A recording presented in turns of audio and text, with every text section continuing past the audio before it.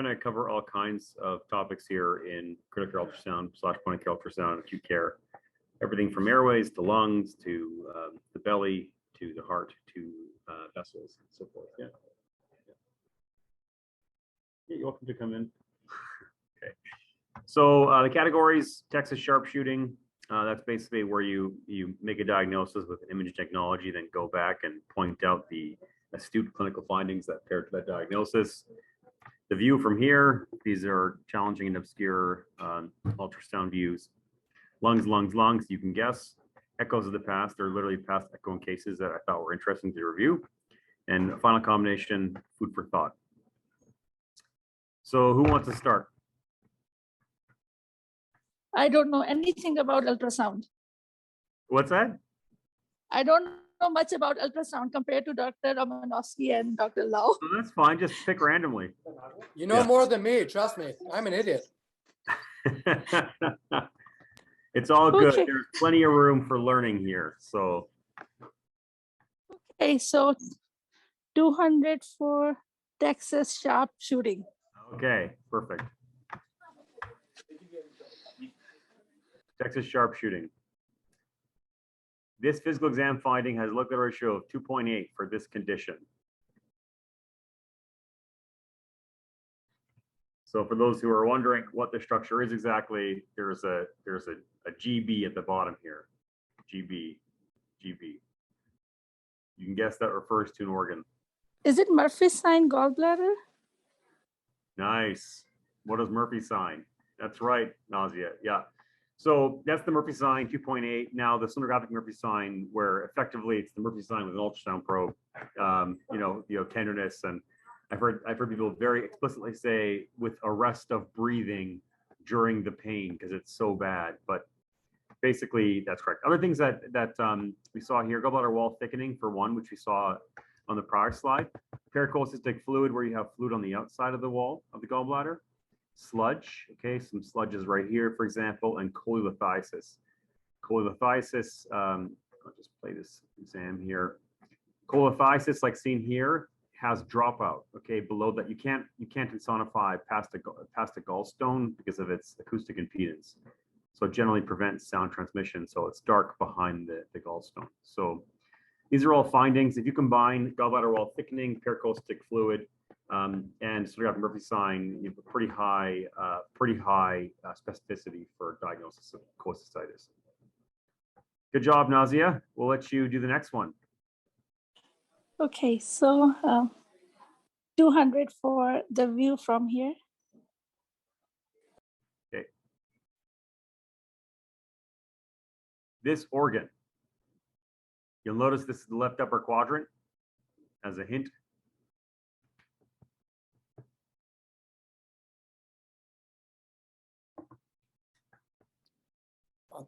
I'll just throw out a guess. Yep. It's not the spleen, is it? Nope. Close.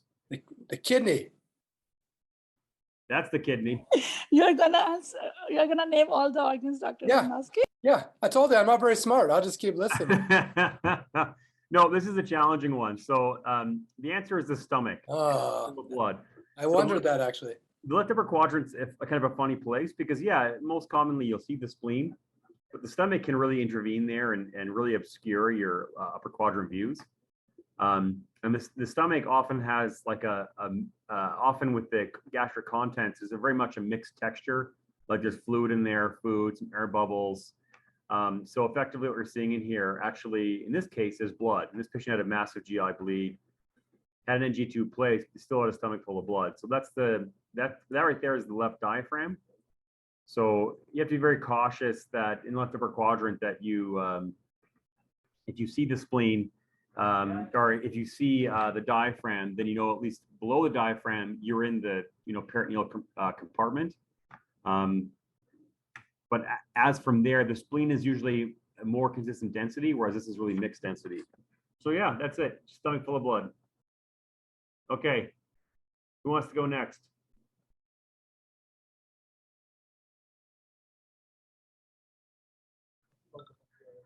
Okay. What is this clip demonstrating?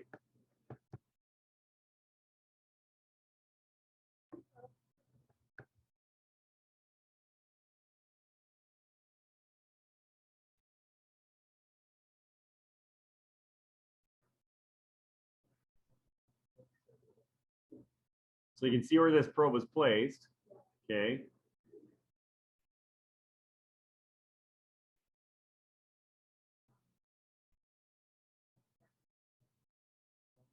Is it lymph node? Is it lung slide? I don't know. Is it?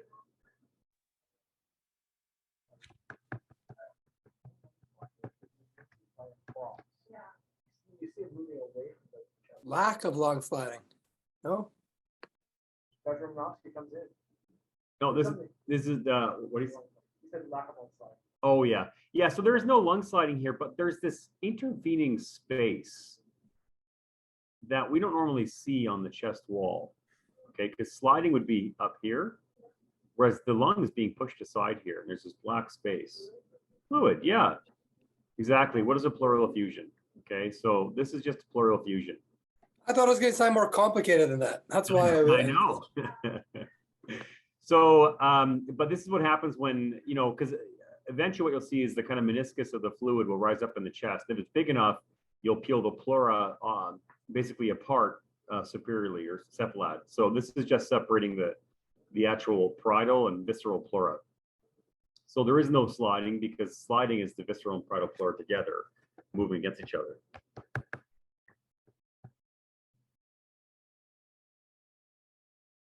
Okay, what next? Lungs for 400. This sign, and what is it used for?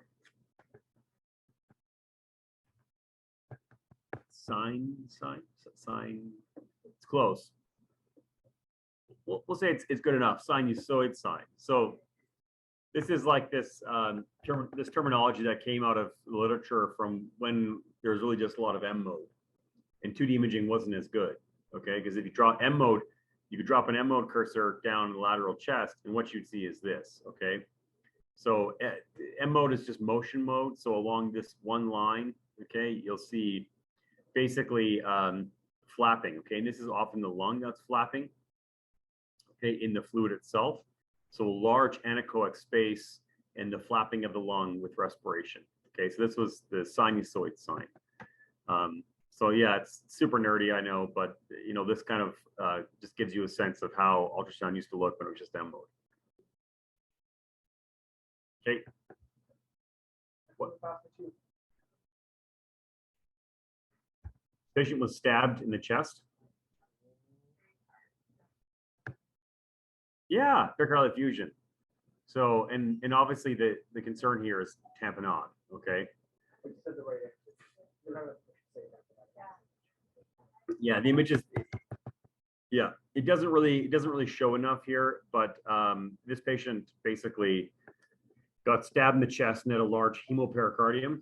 Okay, so you can't really tell it's blood here, albeit at the start of the clip there's actually quite a bit of clot.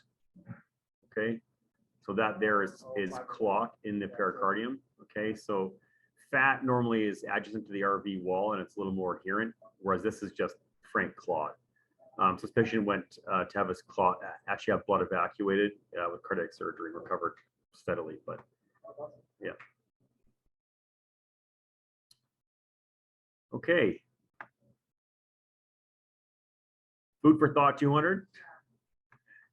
In the classic croissant on bagel view on bedside echo, what structure plays the role of the croissant?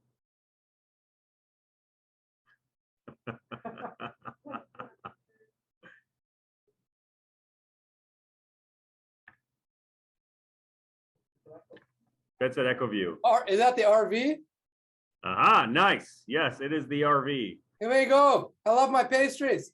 You love your pastries. Yeah, and you know your echo, Adam. Good work. So yeah, that's the croissant. So the RV has a very unusual shape. The LV in contrast is kind of, it's conical. Well, it's very conical and much easier to do things like ejection fraction because of its strict dimensions. You can look at it in its short axis, you can look at it in its long axis and different planes. The RV is far more complicated. In this, from a personal short axis, it looks much more like a croissant. But of course, if you look at it from a 4-chamber view, it almost looks like it's triangular, but it's neither of those really, okay? It has a very complex shape that really only 3D MRI is able to discern. Nice work, Adam. Okay, let's just continue on with our trajectory here. Yeah.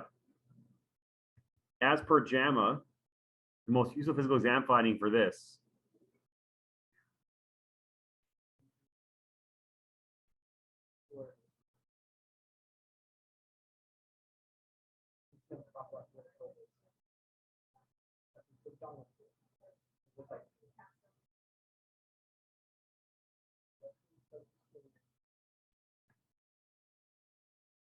So in the lower quadrant, we determine there's an anechoic space. Ascites. What's the physical exam finding? Puddle sign. What's that, Adam? Positive puddle sign.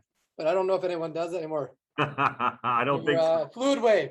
That's like a contraband sign. It's fluid wave. Fluid wave. Fluid wave, like of 6. It's actually not bad, to be honest with you. Although I don't know if anybody truly does fluid wave to this day. Adam, 100% do it.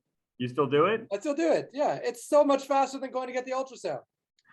I mean, yeah, but if ultrasound's in your pocket, I mean, you just whip it out and yes or no. I mean, you know. Dr. Buchanan, there's something to be said for physical touch to, like, you know, to link you to the patient and bring you to the same level. Appropriate physical. I like to touch my patients through ultrasound.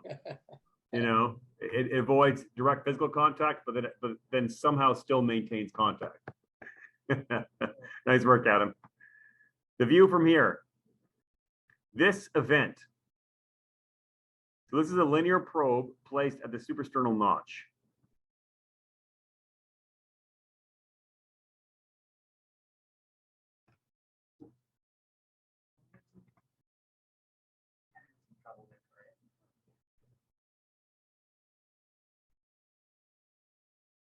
So we have a probe that's placed, a linear probe, okay? If I could make one hint here, what structure do we think this is? Trachea. Okay, so what's beside the trachea?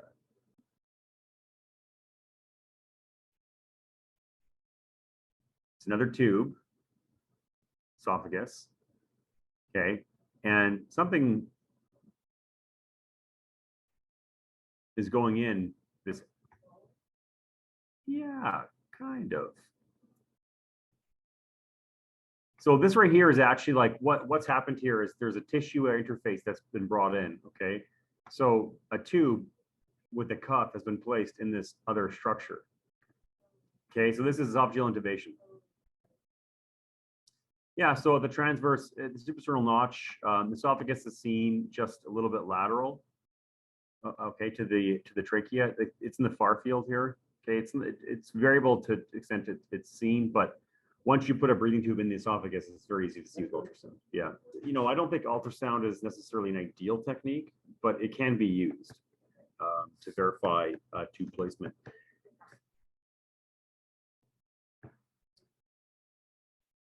Yeah, difficult airway, for example, and you know their sacs haven't picked up, but you're not sure if it's because they have horrible lungs or they've aspirated, and you're not sure. I've had, you know, like, because in my training, I did ICU in Halifax and then sorry, internal medicine Halifax and ICU in Hamilton, and none of those places had quantitative capnography.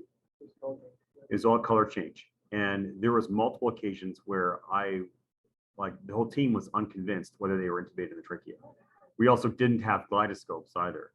So that didn't help either. So when someone said, I saw a direct vision of the tube passing in, you had to really trust they saw a direct vision. So just some context for that. But, you know, in the age of gyroscopes, it's reduced the need for this technique from my perspective. But that's not necessarily true around the world. Okay. So I think we did this one already, the 400 lungs. Let's do echoes of the past. The heart rhythm shown here. Lynn Jacoby is saying VFib on chat. VF. Yeah, VF, yeah. Yeah, so you can see here the actual ventricle is not, like, there's not like a synchronized contraction per se, and it's moving very, very fast. It's almost imperceptible. So it's a really fast rate. Okay, so this is actually VF seen on an echo. And there actually are cases where electrocardiographically, they may not have VF, but echocardiographically they do. And there are cases where they've actually responded to defibrillation with echocardiographic VF that's not shown on ECG. So just one other interesting discussion about kind of how ACLS works. We don't always know necessarily if the ECG is detecting VF when it's actually there. It's really part of our process. Like most of us will do echo routinely in cardiac arrest. Any questions on that at all? Okay. Food for thought, 400. Known as the Royale with cheese sign I should say, known as the Royale with cheese in France, this sign helps determine the gender of a fetus.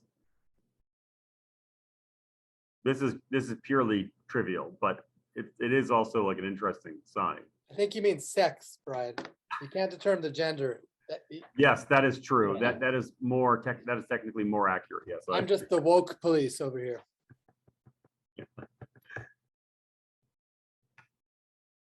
Also, I have no idea. What is the hamburger sign? Yeah, which is, I think, more interesting than anything, really. So in this case, well, Laz, you help make this question. So what's the hamburger sign? So the hamburger sign is a finding in the fetal ultrasound after those 12 to 14 weeks. And it's to help kind of elicit the anatomy that goes into defining biological facts. So female fetuses will have a hamburger sign as the way in which you'll figure out. So there's kind of 3 layers to it, including a thinner, small layer. So it looks like a hamburger when you look at it. Yeah. Yeah, so this is one of the signs they'll kind of use to help determine that this is indeed female sex of a fetus. So obviously not like necessarily a point of care thing that I don't think is done at all, but more or less interesting. Okay. What auscultatory finding is consistent with this valve issue?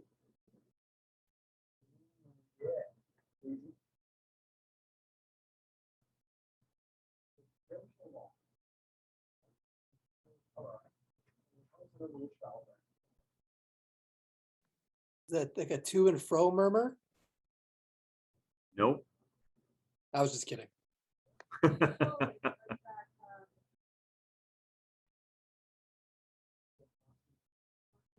There we go. Austin Flint. Okay, so Austin Flint murmur. Okay, so here is basically what you have here is the regurgitant jet is hitting the anterior leaflet. Okay, so in Austin Flint murmur, effectively what you're seeing is that during diastole, when the valve is opening, you actually have fluttering of the anterior leaflet. Okay, so this is the end motor cording of his anterior leaflet, and the actual aortic jet is hitting against the anterior leaflet, causing a stutter, almost like a functional MS or mitral stenosis. Okay, so that's kind of echocardiographic correlation to what an Austin Flint murmur is. Okay, although I can truly tell you that I've never heard an Austin Flint, and I don't think I ever will. Yeah. I always look to Adam as my spirit guide for the clinical exam. He's my spirit animal. I'm gonna choose to take that as a compliment, whether it was meant that way or not. Really, it was both, Adam. It was really both. But have you ever heard an Austin Flint murmur? I mean, I don't know. Maybe a long time ago. No, I was like literally curious because it's just something that's often talked about, but not often seen, or at least I've experienced. So yeah, You're taking me back to my IM exam, which is I know longer ago than I care to admit. Yeah. Okay, where are we? Okay. This structure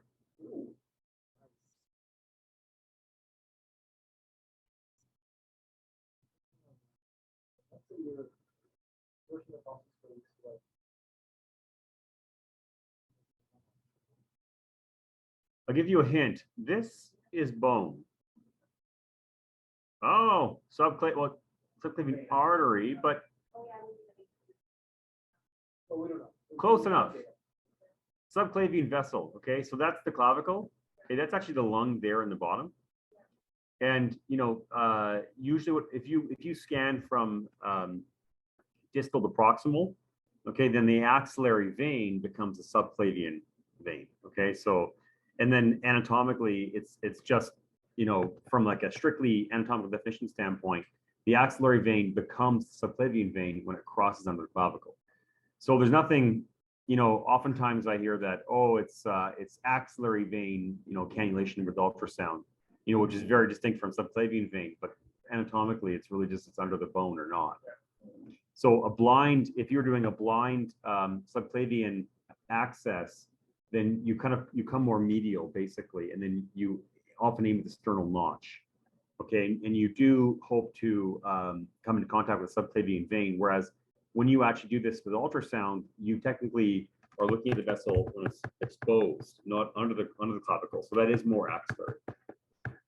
And this view is variable. In some patients, it's honestly beautiful, and it's so easy to hit an axillary vein. In some patients, it's not easy. And the same can be said for subclavian blind access. Some patients, it's straightforward, and some patients, it's not easy either. Any questions on that?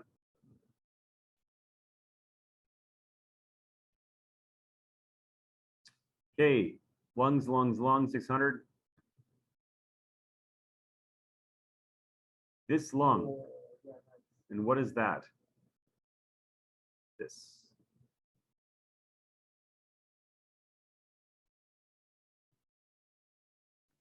I wanted to say an air bronchogram. Is that possible? Yeah, so an air bronchogram, well, it's filled with air. And so air does not transmit sound waves. Yeah, so air generally causes intense reflection and scatter, so it becomes very white. Yeah. So if it were air, what we'd see is we would see kind of white columns there. In this case, we're seeing anechoic columns. I did wonder when I said that, but that's why I said, is that possible? Because Yeah, no, for sure. So it is, it's blood vessels. So it's a pulmonary artery branch. So all the airways are filled with pus, and they're actually basically isoechoic with the surrounding tissue. So this is actually, and this patient had a lung that was full of pus. I spent 2 hours sucking out sputum, copious amounts of Staph aureus, frankly. So this is often not seen. Like this is rare, okay, to emphasize, because you basically have to fill all the distal airways with sound wave transmitting pus to see the pulmonary vasculature like this. But this is pulmonary vasculature. So, the case actually was that I was asked to stick a chest tube in this patient because this was post-esophagectomy. The thought was this was all secondary to a pleural effusion. So when I ultrasounded the patient, I found that actually I thought the effusion was more passive, and that the primary problem was at the lung itself. And so that was correct. So this led me to doing a bronchoscopy, in which I found the pus. No, I didn't bother. The patient was actually literally post-op day 1 from 3-hole esophagectomy, and which is really kind of crazy thing about the time course. But actually, it was remarked that in the OR, when they put the patient left side down, they desaturated rigorously. So I don't think this was a new problem. I think that came in sick, and maybe it wasn't as obvious. Echoes the past, 600. This person had a stroke of uncertain etiology. What pathology suggested here may have contributed?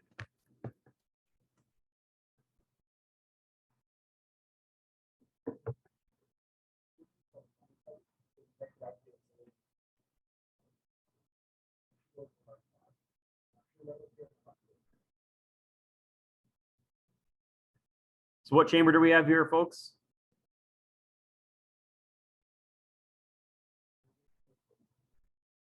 This is an RV, like this is the right ventricle, and this is an apical 4 chamber, albeit it's quite distorted, and the RV is very apical dominant.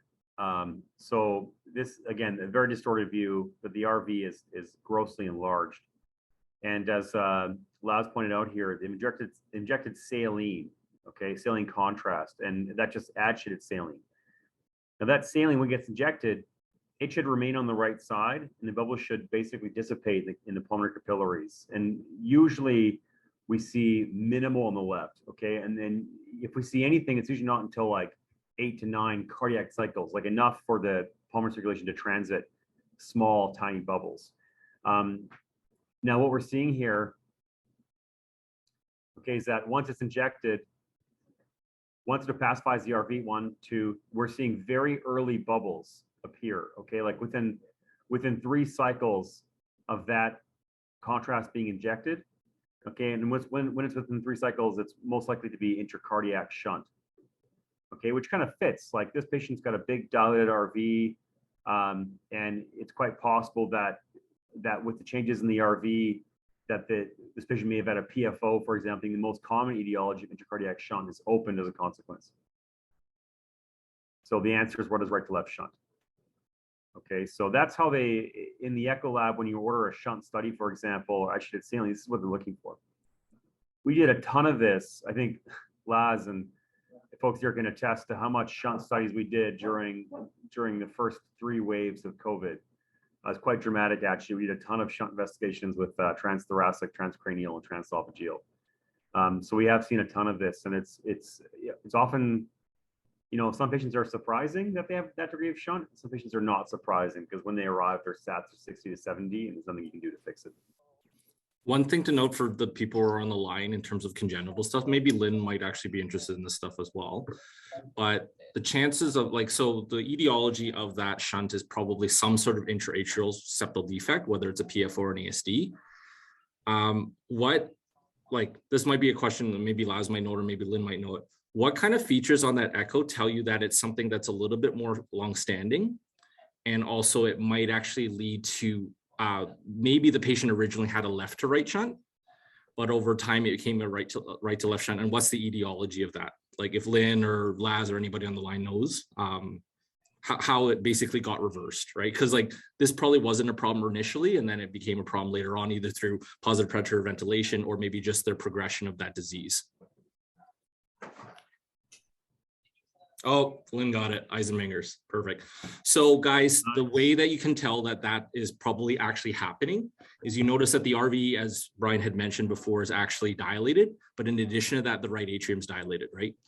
So as a right, then you know it's kind of more a chronic process. Atrias are kind of like Brian's term is canary in the coal mines. They only dilate or they only get big if there's chronic things happening. If the LV is down, then your LA gets big. If you have chronic valvular disease, then the chamber, regurgitated into or stenosed, the atria become big secondary to that. So we already know that not only is this a dilated RV, but we know it's a chronic issue. And my concern would be, like if this was a longstanding, let's say an ASD, and then over time you get much more right-sided pressure. So ASDs, unlike VSDs, so VSDs actually load up the left side, so you get LV dilation. In ASDs, you actually get RV dilation because you get way more flow going left to right initially across the septal defect. And then over time, the RV dilates, the atria get big, and then the pulmonary hypertension occurs because you now have all this RV flow that's always hitting the pulmonary vasculature, and they hypertrophy. And then eventually the, Fontan circulation basically switches over. And now you have pulmonary hypertension that is not overcome by the RV, and it regurgitates basically back through the ASD now as a right to left shunt, not a left to right shunt. So, yeah. So just kind of cool physiology and stuff like that. It's really cool to have some congenital cases because, as in the adult world, we don't see very much of this, right? So, but we can find it with bubble studies, right? So. Awesome. Okay, food for thought. This forking vessel supplies the essential communication centers of the body. You see this scanning the brain.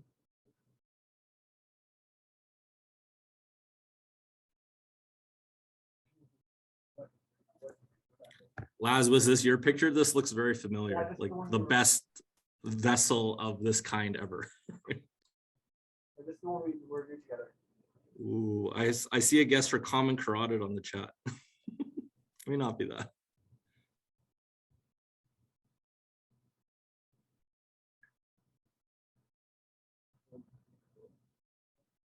MCA, we have it here.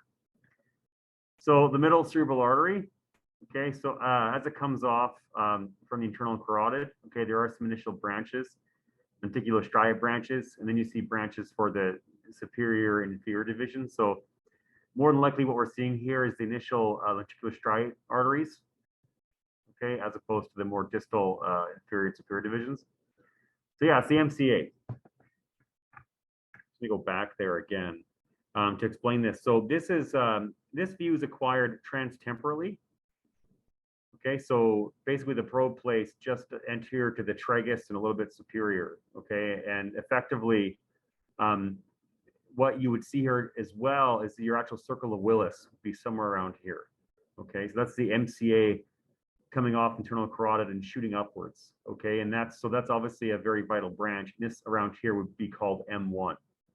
Okay, so that would be your M1 segment. For those who are curious about that kind of terminology, particularly like in the stroke literature. You hear about M1 occlusions. Okay. So, Texas Sharpshooting 800. These physical examination findings were helpful for diagnosing this condition.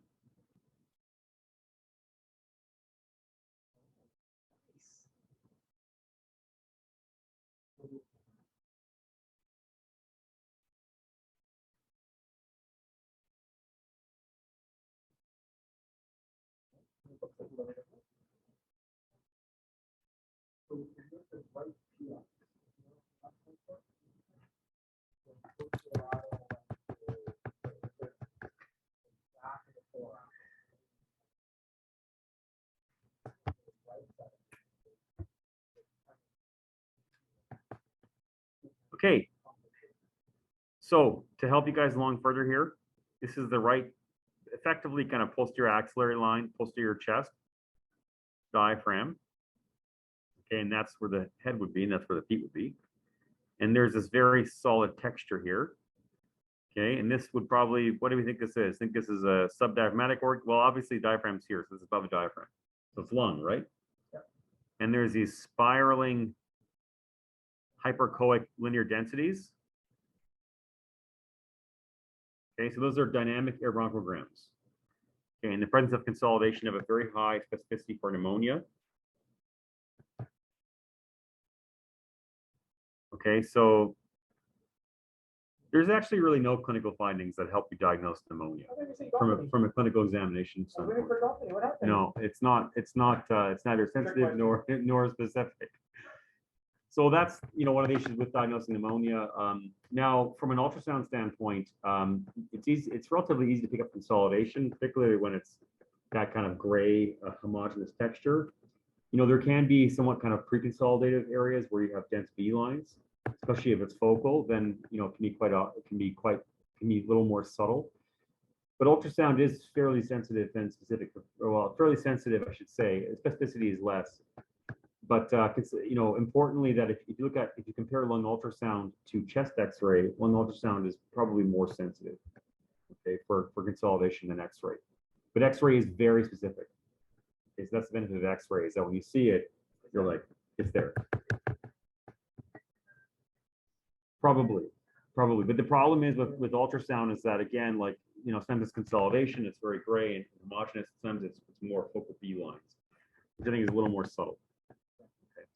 But I'm going to have Laz here take over. I got to run to help with an exam. So thank you to everybody here. I'll see you in the new year, and I'll have Laz here take over. All right, team. Moving on. We are back to our next option. So we were looking at echoes of the past 6. No, we've already had this one, sorry. We're going to echoes of the past for 8. All right.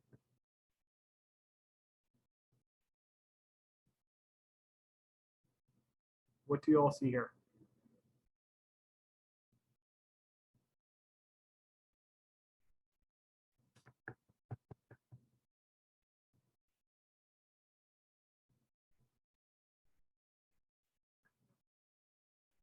So there's flow forward and maybe some flow backwards. You've got color over the aortic valve, and you can see there's an RV there as well.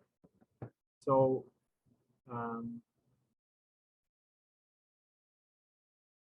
This looks like it's probably, I guess, aortic insufficiency. Let's find out what we have here. Yeah.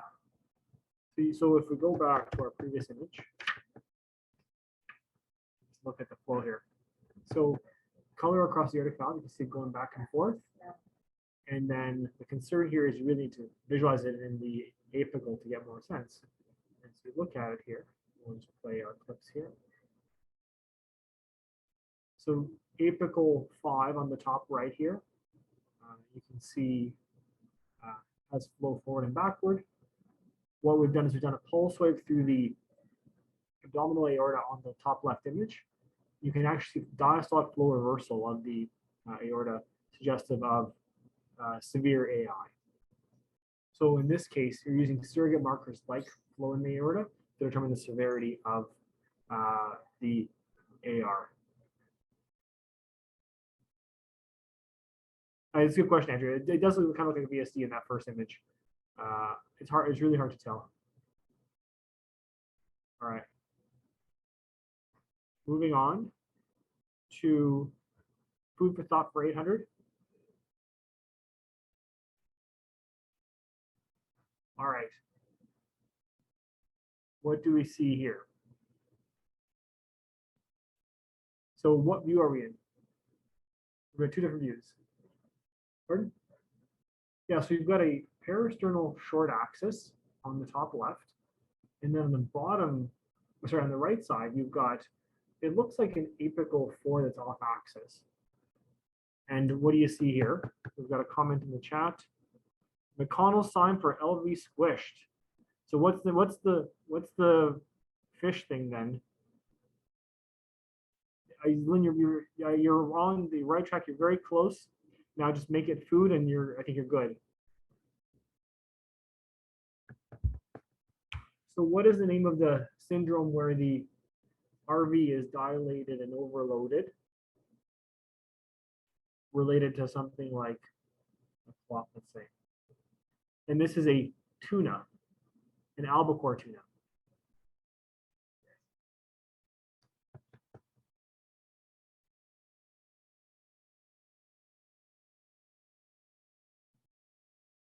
Okay, the answer is albacore pulmonale. I know, great, right? All right, text sharpshooting, we're in the last 5 here. So what is the most sensitive clinical finding for this problem? So 2 images, what do you see on the left?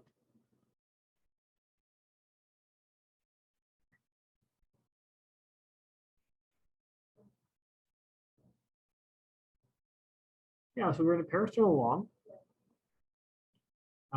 And what we see is we're looking at the valve. Which valve are we looking at?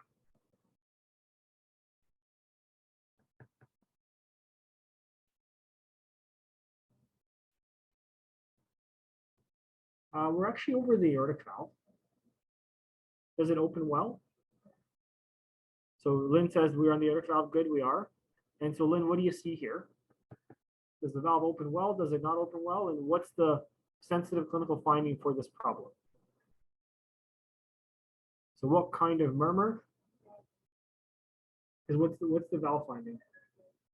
Yeah, so this is aortic stenosis. You see the valve is very tight, doesn't open very well. Thick stenotic AV, it's exactly it. And so the finding for this, the clinical exam finding is a systolic murmur. And there's 2 answers here. So the answers are a slow, so a carotid apical delay, and then a late peaking systolic murmur intensity. Okay, and that depends on which study you use. All right, the view from here. What view is this? So this is a TE view, so it's a little bit of a cheating question, but on the left edge of the image, you see the mitral valve. Okay, so what's the chamber directly above the mitral valve? Yeah, and so what structure is just there on the edge of the left atrium on a transesophageal view? Pardon? Not quite. So pulmonary veins do drain into the left atrium. That's not what we're looking at here. We're looking at something a little bit different. Where do we see clots when we're looking for clots in AFib? Where in the left atrium? There's a vessel attached to it.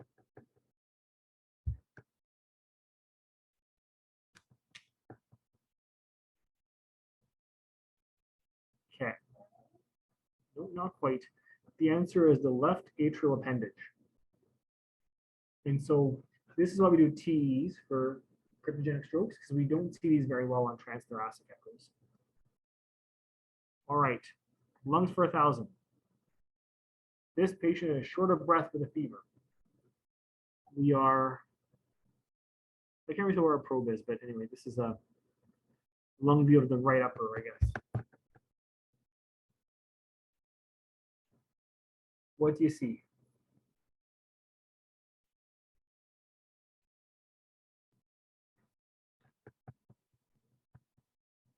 So what's this? This is red. This is red. This is pleura here. The depth is not quite optimal, but this is the pleura, and then this is lung. So what do you see in the lung here? B lines and pleural thickening. That's exactly it. So in someone who's got fever and shortness of breath, who was admitted yesterday, what is this? Pardon? Pneumonia, what pneumonia in particular? Given what we have going on in the world right now. No, not quite. This is COVID pneumonia. But other pneumonia would look like this as well. This is classic of a B-line predominant pattern with pleural thickening, consistent with severe pneumonia. Okay. All right, last two. Oh.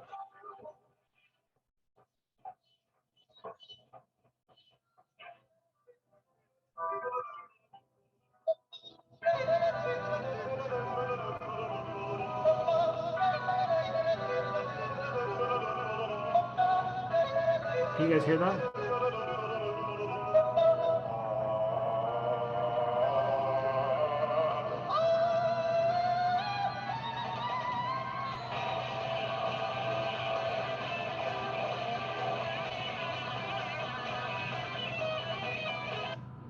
Does anyone know what that is? Thank you, Lynn. I'm old, but not this old. This is a Brian question. Does anyone know the answer to this?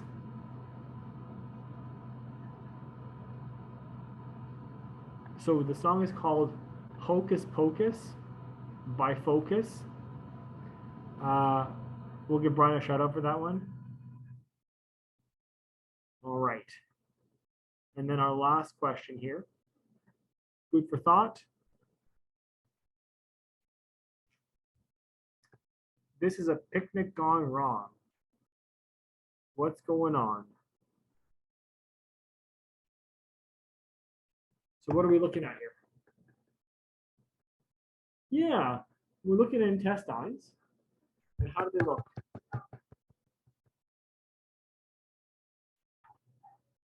Okay. So there's kind of a motion of that, and you also see a pretty big intestine there. So Lynn Jacoby, food poisoning, lots of gas. Gas would be less hyperechoic. You actually wouldn't be able to see beyond it. This is mostly full of fluid and stuff. That's why you can see so deep down and such good penetration. So what's going on here? You've got a dilated loop of bowel, and you've got this hyperactivity just deeper to it. Yeah, this is a bowel obstruction. So this is the to and fro sign of a small bowel obstruction. Okay. So this is the body trying to peristalse as you see it happening. Okay. Awesome. And with that, that brings us to the end of Ultrasound Jeopardy. Thank you for participating. Lynn Jacoby, always a pleasure. Dr. Robinson.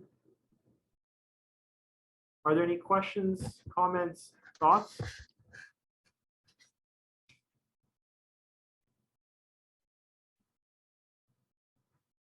Okay, well, in that case. No, all good, Lindsay Gobi, thank you very much. With that, I'm going to wrap it up. Thanks everyone for your participation. Please have a great day. Take care and happy holidays. Stay safe.